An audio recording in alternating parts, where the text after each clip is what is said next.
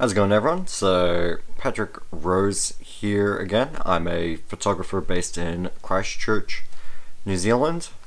So, today I just like to talk about my progress on the just shooting with the Lumix LX100 Mark II, and just some things I'm currently enjoying, and just some things that I kind of wish if Panasonic were to do a Mark III version of the LX100, so an LX100 III, just some things that would make this camera even better than this Mark II. So, first thing I absolutely enjoy most is, and this is the reason why I went with this camera, is the fact that you have all your manual sort of dials, as well as that you can even operate with the lens ring here, as well as the back dial here, just to adjust the little components of, say, aperture or shutter speed, which is really cool. And then switching it on, I've got the ability to change the, well, besides changing aspect ratio, I can also zoom in and zoom out, and that's at 24 to 75 millimeters. I absolutely love the monochrome features on this camera. It's really, really good. Even though in most cases I do shoot in RAW format, I still absolutely enjoy, even now, I've actually got my camera fully, I don't know if you can see that clearly. Let's see if I can readjust the camera a little bit. You may just see it, but I've got it all set up in black and white, which is really, really cool, and I absolutely enjoy that. Now that I've mentioned just, and again, this is just so far, this is not a full review of the camera. There are a few things I do wish the LX100 Mark II had. However, if Panasonic intends to make a Mark III of this camera, which I do think they should, these would be some of the things they should consider. So, number one, the LCD screen. Now, great LCD screen for a starter, perfect touchscreen interface. I'm actually getting used to it, which is good.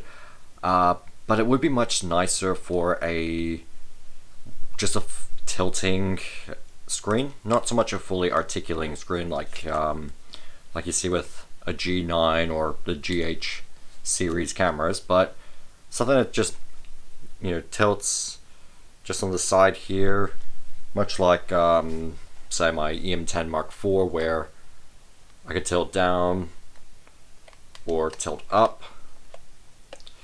just for low angle shots. I think that'd be really good on a camera like this. So for someone that's into street photography, it's just really good to get low angle shots without needing to try and lie down or try and see how things are, just how it looks through the LCD screen. And speaking of an LCD screen, the electronic viewfinder is another thing that could be improved on for a Mark III.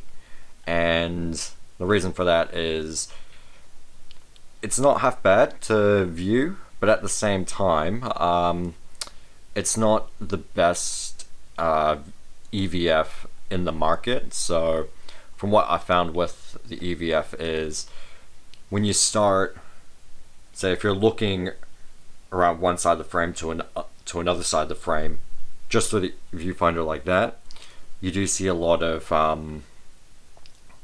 like red, blue, and green color patterns just from the EVF. And I've heard that's actually a common issue for a lot of people who have been using this particular camera. So it is quite a normal factor, and maybe that's something they could work on for a Mark III, so a better electronic viewfinder. Another one as well, and this is something I've fully kept in mind when I purchased this camera, is with the lens itself, still a good lens, but what I find, well, what I've heard about especially for the lens, is that dust can easily get inside the lens barrel here, and then eventually gets into the sensor, which yeah, it just doesn't look good for an image. So and it's not like a mirrorless camera where you can remove the lens and then just clean off the sensor.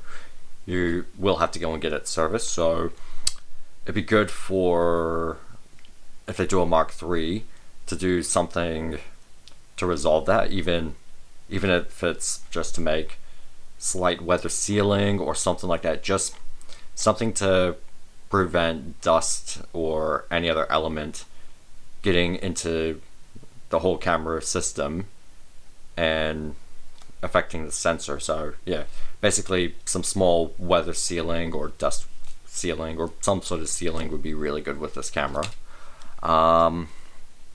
And the last thing as well to add in that would like to see improved on a Mark III is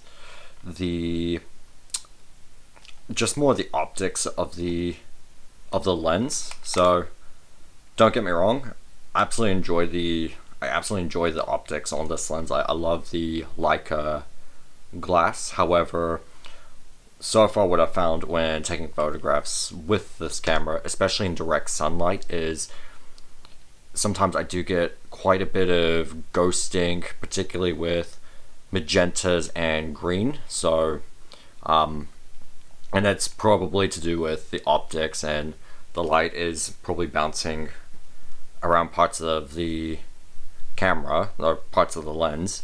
So that's something that would be good for just a light improvement, so just something that's going to balance that out. But I could probably show some samples of that as well in this video, just showing what I mean by the ghosting. But yeah, it's pretty much what I'm thinking. That's just my thoughts on the LX100, especially if they do a Mark III.